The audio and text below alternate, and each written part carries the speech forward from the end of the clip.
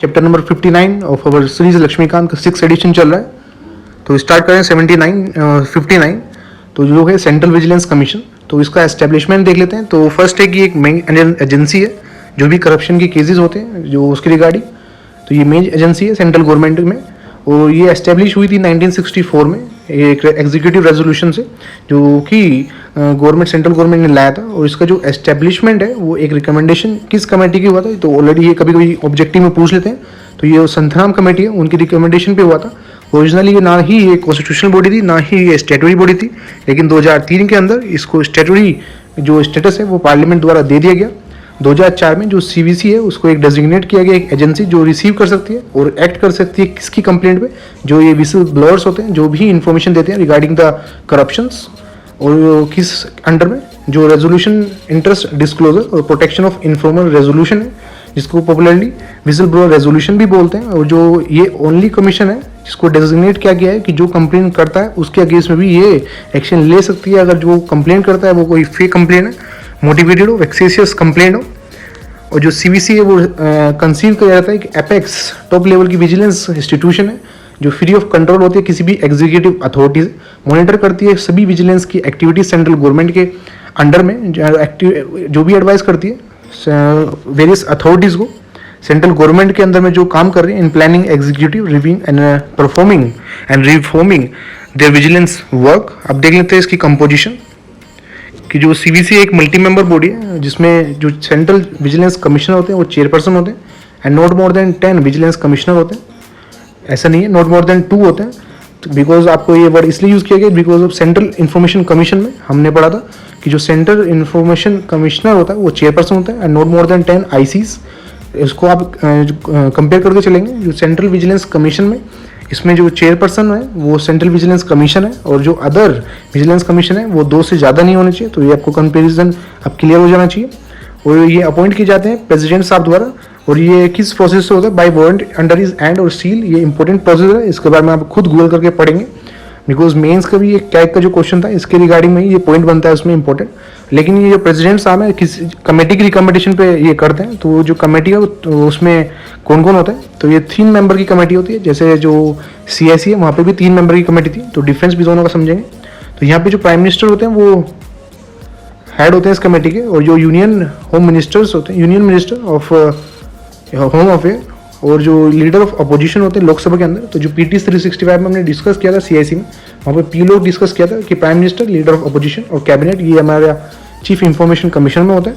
लेकिन यहाँ पे जो कैबिनेट मिनिस्टर जो है यहाँ पे होम अफेयर का, union minister of home affair, ये इंक्लूड हो जाएगा इसके अंदर जो ये हमारा सेंट्रल विजिलेंस कमीशन है। तो ये डिफरेंस भी आप ध्यान रखेंगे। और ये होल्ड करते हैं टर्म ऑफ ऑफिस कितने टाइम के लिए, 4 ईयर्स के लिए, और अंटिल ये एज अटेंड कर ले 75 ईयर्स। वेरी इंपॉर्टेंट, दोनों ये चीज़ याद रखेंगे, 4 और 75 ईयर दोनों में से जो सा भी अर्ली होता है, और उनके टेन्योर के बाद ये एलिजिबल नहीं होते फर्दर एम्प्लॉयमेंट सेंट्रल और स्टेट गवर्नमेंट में। तो आप ऐसे ध्यान रख के चलेंगे कि जो सेंट्रल विजिलेंस कमिश्नर है और जो नीचे विजिलेंस कमीशन है, तो विजिलेंस तो टॉप उस पोजीशन पे जा सकता है, सेंट्रल विजिलेंस कमीशन नहीं होता, और दोनों का जो टर्म है वो मिलके 4 साल होना चाहिए, ये प्रोविज़न है। तो इससे भी आप कन्फ्यूजन नहीं होंगे कि एलिजिबल नहीं होते for the employment under the central और स्टेट गवर्नमेंट। तो ये विजिलेंस कमिश्नर अपने टॉप पोजीशन पे जा सकते हैं, लाइक द CIC में जो IC होते हैं, और जो प्रेसिडेंट है वो ही रिमूव कर सकता है सेंट्रल विजिलेंस कमीशन को और किसी भी विजिलेंस कमिश्नर को। किन ग्राउंड पे, तो ये सभी ग्राउंड्स आप नॉन कॉन्स्टिट्यूशनल बॉडीज़ के लिए रट लीजिए, और कॉपी पेस्ट अपने आंसर राइटिंग में आप कर सकते हैं इनको। तो ये अगर एडजॉर्न सॉल्वेंट हो या मीन्स कि बैंक करप्ट हो सकता है। सेकंड है कि if he has been convicted किसी offence in the opinion central government के, कि इसमें मॉरल टर्पिट्यूड इंक्लूड है, और अगर वे एंगेज हैं किसी भी ड्यूरिंग टर्म ऑफ ऑफिस किसी पेड एम्प्लॉयमेंट में जो अलाउ नहीं होता है in the civil services outside the duties of his office, तो सभी और है यहाँ पे, नॉट एंड। तो इनमें से कोई भी कंडीशन सेटिस्फाई होती है तो वो रिमूव कर दिए जाते हैं। और नेक्स्ट है कि अगर ओपिनियन में प्रेसिडेंट की वो अनफिट है इस ऑफिस को कंटिन्यू करने में due to reason of infirmity of mind और बॉडी, और कोई उन्होंने ऐसा फाइनेंशियल और या अदर कोई रिसोर्स एक्वायर कर लिया है और अदर इंटरेस्ट जो लाइकली टू उनकी जो भी ऑफिशियल फंक्शन है उनको अफेक्ट करता है, तो इन सभी केसेस में उनको प्रेसिडेंट साहब द्वारा रिमूव कर दिया जाएगा। नेक्स्ट देखते हैं कि एडिशन ड्यूटीज जो प्रेसिडेंट है वो सेंट्रल विजिलेंस कमीशन को दो ग्राउंड पे भी रिमूव कर सकते हैं। फर्स्ट है कि मिसबिहेवियर और नेक्स्ट इज इनकैपेसिटी।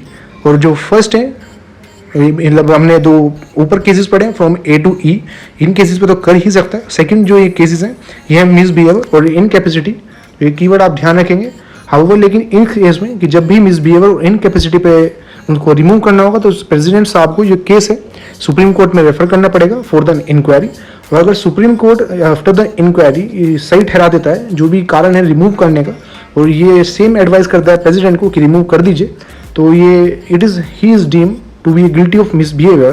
तो जो भी पर्सन होता है तो वो गिल्टी ऑफ मिसबिहेवियर तय हो जाता है। और इसी कंडीशन में तो कब वो मिसबिहेवियर में गिल्टी होता है, इफ़ ही इज़ कंसर्न और इंटरेस्ट इन एनी कॉन्फ्लिक्ट। तो ये यहाँ पे बेसिकली जो दो ग्राउंड है वो दिए गए हैं कि मिसबिहेवियर में कि कब उसे काउंट किया जाएगा, कि अगर किसी भी वो जो गवर्नमेंट का कॉन्ट्रैक्ट और एग्रीमेंट है सेंट्रल गवर्नमेंट का उसमें इंटरेस्ट हो उसका, और या वो पार्टिसिपेट कर रहा हो किसी भी उस कॉन्ट्रैक्ट के प्रॉफिट में, तो उस दौरान दोनों ही केसेस में वो मिसबिहेवियर का पार्ट बनेंगे और उसको रिमूव कर दिया जाएगा। अब जो सैलरी अलाउंसेस और जो अदर कंडीशन ऑफ सर्विस होते हैं सेंट्रल विजिलेंस कमीशन की, वो सिमिलर होती हैं to the chairman of UPSC, और जो विजिलेंस कमिश्नर है उसकी सिमिलर होती हैं to the member of UPSC. Very important. और ये can not be very to his disadvantage after his appointment, कि इनकी अपॉइंटमेंट के बाद ये रिड्यूस नहीं की जाएंगी। अब ऑर्गेनाइजेशन देख लेते हैं इनका पूरा स्ट्रक्चर क्या है, कि जो सीवाईसी है उसका सेक्रेटेरिएट होता है, चीफ टेक्निकल एग्जामिनर विंग होता है that is CTE, and a wing of commissioner departmental inquiries के लिए।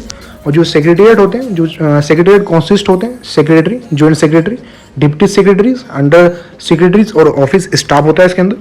और जो चीफ टेक्निकल एग्जामिनर विंग है, तो जैसे कि आप ऊपर हमने पढ़ा है, तो बेसिकली आप इतना ध्यान रखेंगे सेक्रेटेरिएट होता है, उसके अंदर के जो ये सब प्रोविजन है तो ये आपको याद इतने रखने की रिक्वायरमेंट नहीं है। जो भी ये पोस्ट होती हैं, जॉइंट है, डिप्टी है, यूनियन है, तो ये आपको पढ़ने मात्र से ही ये कॉमन सेंस से आपको याद रहेंगी। नेक्स्ट है जो इसमें ऊपर हमने पढ़ा कि चीफ टेक्निकल एग्जामिनर विंग सीटी, अब इसके अंदर पढ़ेंगे। फिर उसके बाद पढ़ेंगे wing of commissioner department inquiry के लिए। तो आप इमेज कैसे बनाएंगे माइंड में कि ऊपर ये तीन हमने चीज़ें पढ़ी और तीनों के अंदर हम अब डिस्कस कर रहे हैं तो कन्फ्यूज नहीं होंगे। तो नेक्स्ट देख रहे हैं चीफ टेक्निकल एग्जामिनर विंग। तो जो चीफ टेक्निकल एग्जामिनर ऑर्गेनाइजेशन है ये बनाता है जो टेक्निकल विंग है ऑफ द सीवीसी। तो याद रखेंगे जो CTEO है ये बनाता है जो टेक्निकल विंग है CTE को। और जो इसमें कंपोजिशन क्या है कि इसमें जो चीफ इंजीनियर्स होते हैं जो डेजिग्नेट होते हैं as a chief technical examiner, और सपोर्टिंग इंजीनियरिंग स्टाफ भी होता है।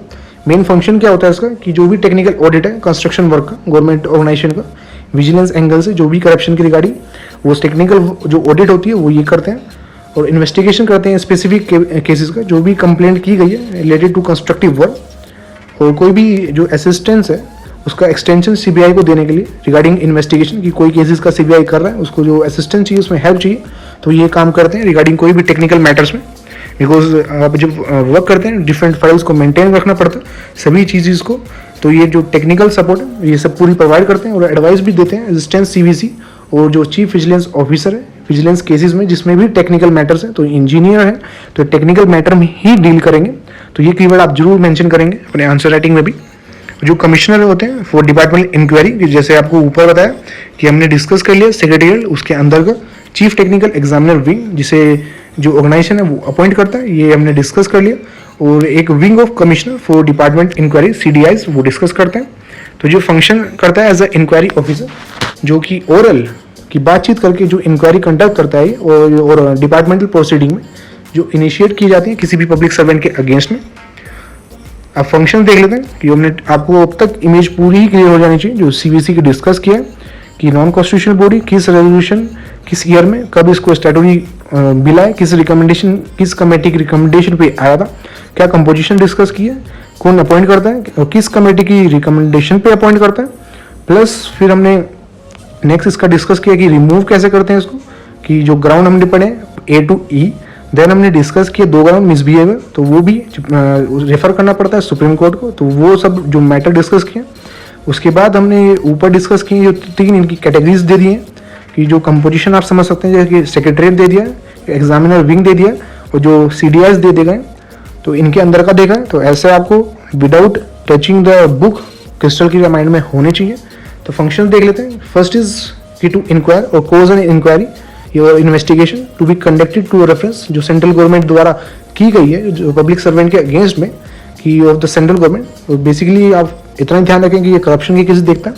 तो इसमें दिया हुआ कि जो कीवर्ड है कि अगर पब्लिक सर्वेंट के अगेंस्ट में कोई भी ये केस है ऑफ द करप्शन तो उसमें ये इंक्वायरी करता है किस अंडर एक्ट में होना चाहिए कि एक्ट भी तो जरूरी है कि जो करप्शन है कि वो किस एक्ट में अगर किया उसने कि प्रिवेंशन ऑफ करप्शन एक्ट 1988 का. और ये इंक्वायर करता है और कोज करता है इंक्वायरी. इन्वेस्टिगेशन भी होती है किसी भी कंप्लेंट में या की गई हो जो ऑफ एन एनी ऑफिशियल जो बिलोंग करता है कि नीचे जो दी गई कैटेगरी ए और बी है देखेंगे अभी तो उनमें भी. तो जैसे फर्स्ट में देखा पब्लिक सर्वेंट, नेक्स्ट पॉइंट में आ गया कि कोई भी ऑफिशियल जो ये ए और बी अब डिस्कस कर रहे हैं इन कैटेगरी से बिलोंग करता है और उसने कमिट करा ऑफेंस किस एक्ट के अंदर, प्रिवेंशन ऑफ करप्शन एक्ट 1988 के अंदर. फर्स्ट कौन से members, all India services member जो यूनियन और ग्रुप ए में सर्व कर रहे हैं of the central government. Next है specified level of officer of the authority central government की. थर्ड है कि वो एक्सरसाइज करना superintendence over the functioning of the Delhi special police establishment की एक्सरसाइज करता है कि ये सुपरिटेंडेंट करता है कि सुपरवाइज करता है कि जो भी फंक्शनिंग होती है दिल्ली स्पेशल पुलिस एस्टेब्लिशमेंट की जो रिलेट करते हैं कि जो भी इन्वेस्टिगेट करते हैं. लेकिन ये इन्वेस्टिगेट उन्हीं केसेस को करेंगे जो under the act prevention of corruption act 1988 के होंगे. ये एक्ट जरूर ध्यान रखेंगे मेंशन करना. और फोर्थ में देखते हैं कि ये डायरेक्शन भी दे सकता है टू द दिल्ली जो स्पेशल पुलिस एस्टेब्लिशमेंट है जो CBI है फॉर द ये सुपरविजन करने के लिए इंसोफार जो रिलेट करता है अगेन इस एक्ट से. और ये रिव्यू भी कर सकता है कि जो स्टार्टिंग कीवर्ड है ये ध्यान रखेंगे. रिव्यू करना, डायरेक्शन देना, सुपरवाइज करना कि जो भी प्रोसेस ऑफ इन्वेस्टिगेशन क्या होगा कि फर्स्ट की डायरेक्शन दे देता है, रिव्यू कर देता है और ये भी करता है रिव्यू कि जो प्रोसेस वो फॉलो करेंगे वो क्या होगा जो दिल्ली स्पेशल पुलिस एस्टेब्लिशमेंट जो CBI उसके थ्रू फॉलो किया जाएगा. लेकिन एक्ट प्रिवेंशन ऑफ करप्शन ही रहेगा. अगेन रिव्यू करेगा प्रोसेस ऑफ एप्लीकेशन जो पेंडिंग पड़ा हुआ है कंपटीट अथॉरिटी के सामने उसको भी रिव्यू कर सकता है. और एडवाइस देता है सेंट्रल गवर्नमेंट को और उसकी अथॉरिटीज़ को. ऑलरेडी हम फर्स्ट डिस्कस कर चुके हैं. और ये सुपरवाइज करता है विजिलेंस एडमिनिस्ट्रेशन को, मिनिस्ट्रीज का भी जो सेंट्रल गवर्नमेंट और उसकी अथॉरिटीज़ का होता है. नेक्स्ट देखते हैं कि अंडरटेक करता है और इंक्वायरी भी कर सकता है कंप्लेन में जो पब्लिक इंटरेस्ट डिस्क्लोजर और प्रोटेक्शन ऑफ इन्फॉर्मेशन जो ऑलरेडी फर्स्ट पेज पे जो विसल ब्लोअर हमने पढ़े वो दिया गया कि उन्होंने अगर वो कंप्लेन करते हैं तो उनके लिए भी ये जांच करता है कि जिस पर्सन पे उन्होंने कंप्लेन की है. जो सेंट्रल गवर्नमेंट है वो रिक्वायर है कि वो CBC से कंडक्ट करती है जब भी उसे विजिलेंस या डिसिप्लिनरी मैटर के रिगार्डिंग रूल्स और रेगुलेशन बनाने होते हैं relating to the member of central services और ऑल इंडिया सर्विसेज में. और जो सेंट्रल विजिलेंस कमिश्नर होता है वो चेयरपर्सन होता है और जो 2 अदर विजिलेंस कमिश्नर होते हैं along with secretary ministry of home affair का, डिपार्टमेंट पर्सनल और ट्रेनिंग का. और जो डिपार्टमेंट है रेवेन्यू इन फाइनेंस ये मेंबर होते हैं सिलेक्शन कमेटी के, very important. On whose recommendation जो सेंट्रल गवर्नमेंट है वो अपॉइंट करती है डायरेक्टर ऑफ एनफोर्समेंट को. फर्दर जो कमेटी होती है वो कंसल्ट करती है डायरेक्टर ऑफ एनफोर्समेंट को जिससे कि जिनकी रिकमेंडेशन में जो ऑफिसर्स होते हैं for appointment to the post above the level of the deputy director of enforcement. तो वेरी इंपॉर्टेंट, दोबारा डिस्कस कर लेते हैं. It's very easy. फर्स्ट है कि जो CBC है वो चेयरपर्सन होते हैं, ऑलरेडी डिस्कस कर चुके हैं. प्लस जो 2 विजिलेंस कमिश्नर होते हैं तो इनके साथ क्या होता है और सेक्रेटरीज होते हैं और किसके जो मिनिस्ट्री ऑफ होम अफेयर के. नेक्स्ट है कि जो डिपार्टमेंट ऑफ पर्सनल और ट्रेनिंग है और सेक्रेटरीज होते हैं और जो department of revenue in ministry of finance के होते हैं सेक्रेटरीज. तो ये तीनों ध्यान रखेंगे, home affair, personal and training and finance. और जो ये मेंबर्स होते हैं सिलेक्शन कमेटी के, इसलिए हम डिस्कस करें. इनकी रिकमेंडेशन पे जो सेंट्रल गवर्नमेंट है जो डायरेक्टर ऑफ एनफोर्समेंट है उनको अपॉइंट करते हैं. और जो यही कमेटी कि जैसे ये सीनियर पोजीशन होगी आप समझ सकते हैं. तो अब ये अपॉइंटमेंट होने के बाद ये कमेटी इनसे कंसल्ट करती है कि जो भी ऑफिसर अब नीचे अपॉइंट करने उनकी रिकमेंडेशन के रिगार्डिंग ये डिप्टी जो डायरेक्टर ऑफ जनरल है इनसे ऊपर की पोस्ट और जो डायरेक्टर ऑफ एनफोर्समेंट इनसे नीचे की पोस्ट. तो ये ऐसा है ये ब्रैकेट फॉर्म. और 12 क्या कहते हैं जो सेंट्रल विजिलेंस कमीशन है वो नोटिफाई की गई है एक स्पेसिफिक अथॉरिटी जो रिसीव कर सकती है इन्फॉर्मेशन रिगार्डिंग कोई भी ट्रांजेक्शन हो रही है सस्पिशियस कि करप्शन रिगार्डिंग कोई भी ट्रांजेक्शन हो रही है किस एक्ट के तहत, prevention of money laundering act कि जैसे कि मनी जो ब्लैक मनी है उसको वाइट करने की कोशिश की जा रही है ऑनलाइन ट्रांजेक्शन में. अगर ये देख लेता है ये कहीं भी कुछ मनी लॉन्ड्रिंग एक्ट के तहत तो ये पूरी तरीके से इंक्वायरी कर सकता है. अब देखते हैं जो लोकपाल और लोकायुक्त एक्ट है उसने अमेंड कर दिया था जो CBC एक्ट था 2003 का और जो Delhi special police establish act था 1946 का, अब कुछ चेंजेस किए गए हैं, तो वो चेंजेस देखते हैं कि जो डायरेक्टर ऑफ प्रोसिक्यूशन है, प्रोसिक्यूशन की वो लीगल मैटर्स में जो देखते हैं under the directorate of prosecution in CBI, वो अपॉइंट किए जाएंगे सेंट्रल गवर्नमेंट के द्वारा। किसकी रिकमेंडेशन पे? सेंट्रल विजिलेंस कमीशन की रिक्वायरमेंट पे। वेरी इंपॉर्टेंट कि जो डायरेक्टर ऑफ प्रोसिक्यूशन है वो अपॉइंट होते हैं सेंट्रल गवर्नमेंट के द्वारा। रिकमेंडेशन किसकी होती है? सेंट्रल विजिलेंस कमीशन की। जो सेंट्रल विजिलेंस कमीशन होता है वो चेयरपर्सन होता है, और ऑलरेडी देख चुके हैं दो विजिलेंस कमीशन होते हैं, उनके साथ जो सेक्रेटरीज होते हैं होम अफेयर के, डिपार्टमेंट पर्सनल और ट्रेनिंग के, वो मेंबर होते हैं सिलेक्शन कमेटी के। तो ध्यान रखेंगे जो ऊपर डायरेक्टर ऑफ एनफोर्समेंट था, तो उसमें इस कमेटी में एक जो मिनिस्ट्री ऑफ फाइनेंस है उसका जो सेक्रेटरीज है वो ऐड हो गए थे। लेकिन जब ये डायरेक्टर ऑफ प्रोसिक्यूशन है, इनकी कमेटी जो होती है उसमें जो मेंबर होते हैं वो 2 होते हैं।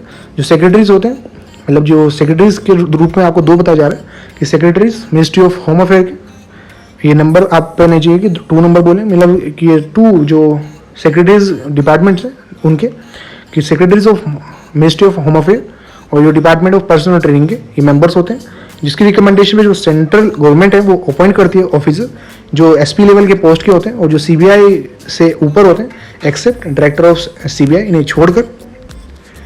अब जो कमीशन है वो एम्पावर है कि कोई भी प्रिलिमिनरी इंक्वायरी वो कंडक्ट कर सकती है कि अगर लोकपाल उनको रेफर करता है कोई भी केस। लोकपाल एक्ट में भी ये हम डिस्कस कर चुके हैं कि ये कैसे ये रेफर करता है रिस्पेक्ट ऑफ ऑफिसर और ऑफिशियल, जो मतलब किन ऑफिशियल्स के रिगार्डिंग ये रेफर करता है, जो भी group A B C D से बिलोंग करते हैं, फॉर विच जो डायरेक्टर ऑफ इंक्वायरी है फॉर द प्रिलिमिनरी इंक्वायरी उसे सेटअप किया जाता है कमीशन के द्वारा, कि वो ऑलरेडी हम डिस्कस कर चुके हैं। Director of enforcement, director of जो ऊपर डिस्कस किया, फिर देखते हैं डायरेक्टर ऑफ इंक्वायरी। जो प्रिलिमिनरी इंक्वायरी है उसकी जो रिपोर्ट है वो इन सच मैटर वो लोकपाल द्वारा दी जाती है रिगार्डिंग ग्रुप ए और ग्रुप ऑफ बी ऑफिसर्स, तो वो are required to be send to the Lokpal by the commission, कि जो भी मैटर्स ग्रुप ए और ग्रुप बी ऑफिसर्स के लिए जो लोकपाल ने भेजा है सीबीसी को, तो वो उसकी जो रिपोर्ट है वो लोकपाल को भेजनी पड़ती है इस कमीशन को। तो देखेंगे ग्रुप ए और ग्रुप बी के ही है, ध्यान रखेंगे। Further as per the mandate जो कमीशन है वो is cause to further investigate into such Lokpal references in respect to group B officer और डिसाइड करती है एक्शन इनके अगेंस्ट लेना है। तो बेसिकली इतना ही ध्यान रखेंगे आप कि जो ए बी सी डी के ऑफिसर्स होते हैं इनके अगेंस्ट में इंक्वायरी करता है ये, जब लोकपाल इनको केस रेफर करता है, और इसके लिए डायरेक्टर ऑफ इंक्वायरी ये अपॉइंट करता है जो सेटअप करता है कमीशन।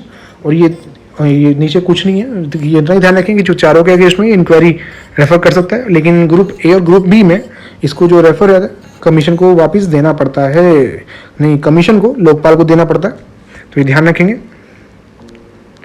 अब जुरिडिक्शन देखते हैं कि कहाँ तक एक्सटेंड है इनका जो सीबीसी का, तो इसमें भी कुछ नहीं है कि ये मेंबर्स होते हैं ऑल इंडिया सर्विस के, जो affairs of the union group A officers central government के, उनके रिगार्डिंग ऑफिसर्स जो रैंक स्केल 5 है उनका, और above in public sector banking में ऑफिसर ग्रेड बी के, और रिजर्व बैंक में है, नाबार्ड में, सिडबी में, chief executive officer, board officer, तो ये सभी पढ़ सकते हैं आप।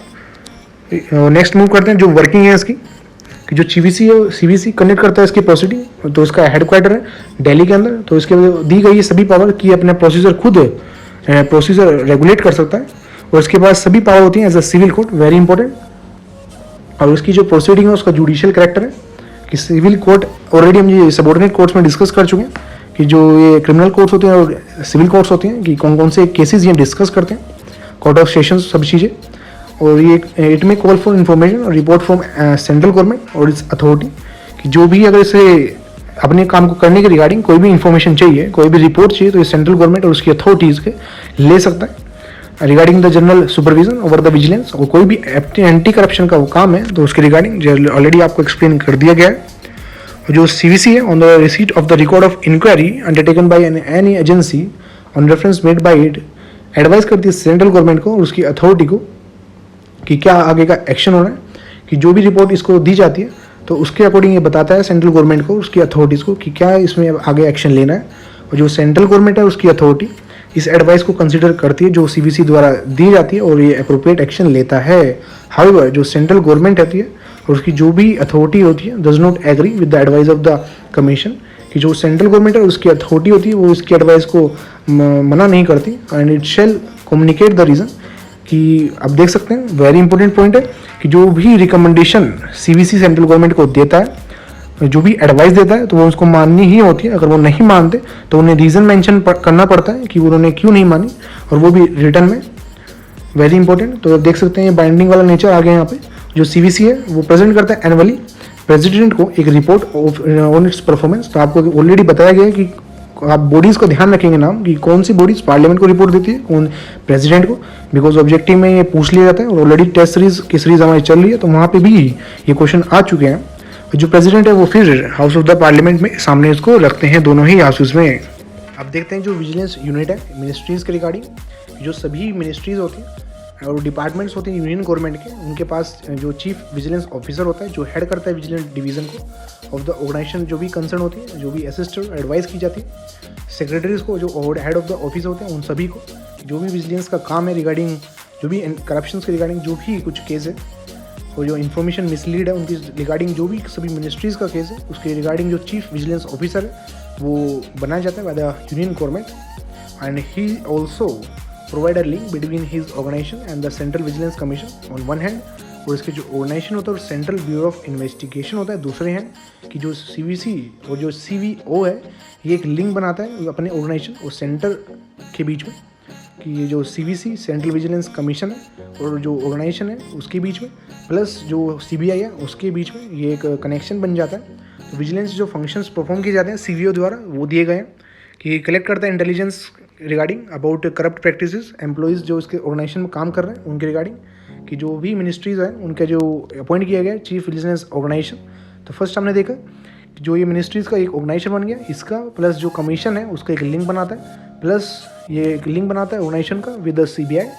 और इसकी जो हमने फंक्शंस पढ़ रहे हैं उसमें है कि जो भी ऑर्गेनाइजेशन के अंदर जो भी एम्प्लॉइज़ हैं अगर वो करप्ट प्रैक्टिस कर रहे हैं तो उनकी रिपोर्ट ये रखता है, और इन्वेस्टिगेटिंग करता है वेरीफाई, कि जो वेरीफाई कोई एलिगेशन लगाया गया उसको रिपोर्ट किया गया उसको इन्वेस्टिगेट करता है और प्रोसेस करता है investigation report for further consideration.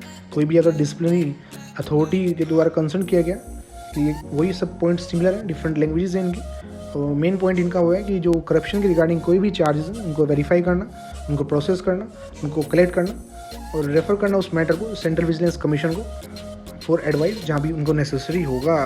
तो इतना ध्यान रखेंगे कि कोई भी करप्शन के रिगार्डिंग इन्फॉर्मेशन कलेक्ट करना, इन्वेस्टिगेट करना, प्रोसेस करना, उस मैटर को सीवीसी को रेफ़र करना, अगर एडवाइस की ज़रूरत है तो ये काम सीवीओ करता है। नेक्स्ट देखते हैं विसल ब्लोअर प्रोटेक्शन एक्ट 2014 का।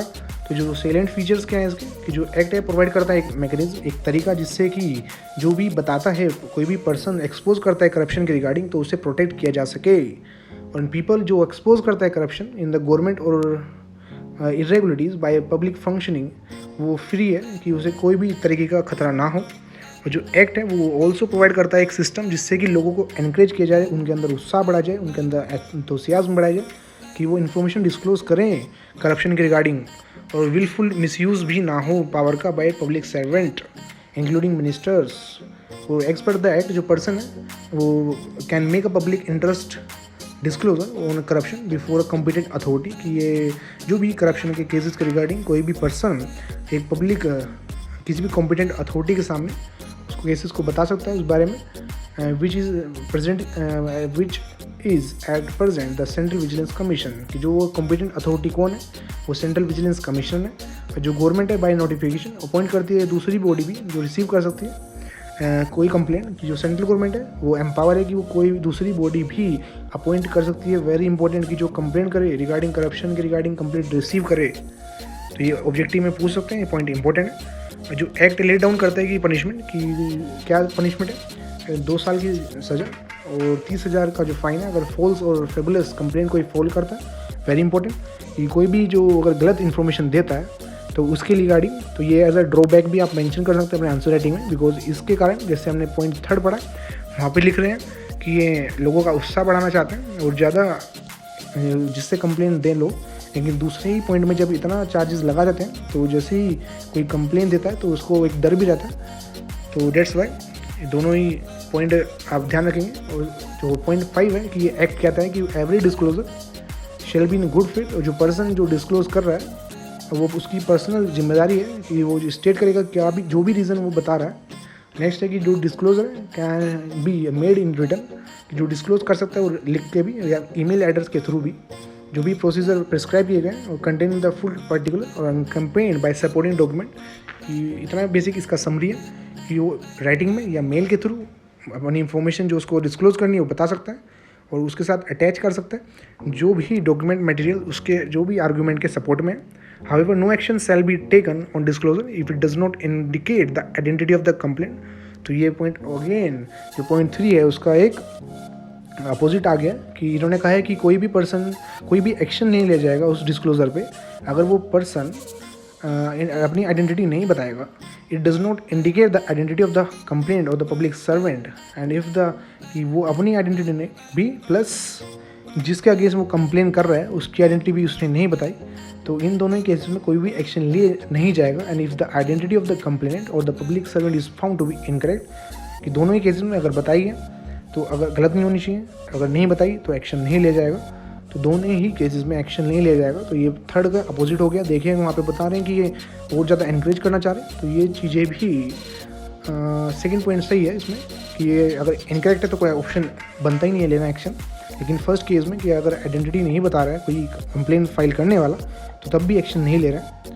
एट्थ है कि जो एक्ट है does not applicable to the special protection group. Very important कि एक्ट है जो एसपीजी ग्रुप होता है उस वहाँ पे अप्लाई नहीं होता।